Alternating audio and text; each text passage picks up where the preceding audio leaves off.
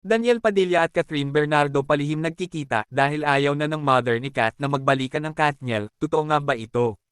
Ano nga ba ang dahilan? Sabay-sabay natin yan aalamin, ngunit bago ang lahat huwag mong kalimutan na mag-subscribe para lagi kang updated sa mga trending. Usap-usapan ng animoy muling panliligaw ni Daniel Padilla sa ex na si Catherine Bernardo. Ayon sa mga netizens, wala naman daw sa isubog na balita kung walang pinagmulan, dahil nga raw sa buhay ng mga showbiz madalas itanggi ng mga artista ang mga ibinabato sa kanilang issue, especially pagtungkol ito sa pag-ibig. Panay tanggi nila sa una, ngunit makalipas ang ilang buwan ay makikita na lang ng mga tao sa social media ng mga ito, na in relation na dahil sa mga upload na mga larawan na sweet.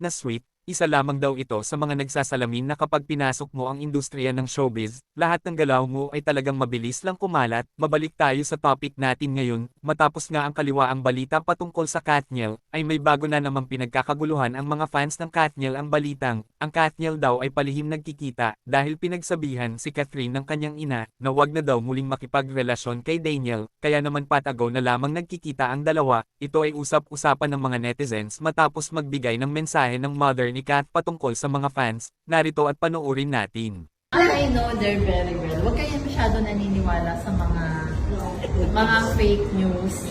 Basta tanungin na lang si Tita doon. Totoo nga ba ang mga komento ng mga netizens? Na kaya raw nasabi yon ng ina ni Kat dahil bitter na ito sa dalawa. Dahil mas buto daw ito kay Alden kesa kay Daniel. Kaya naman agad kami ng alap ng impormasyon.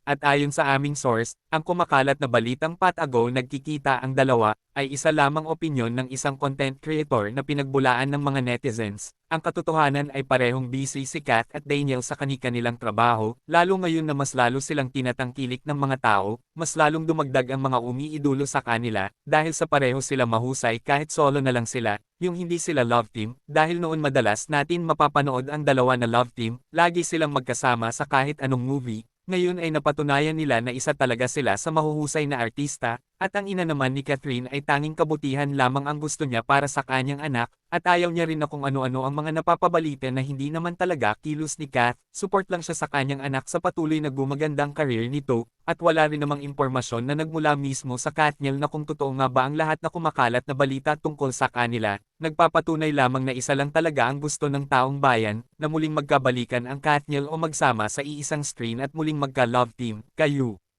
ano ang masasabi nyo tungkol dito? Magkomento lamang sa comment section at huwag kalimutan na mag-subscribe para sa mas malawak pa nating impormasyon. Maraming salamat.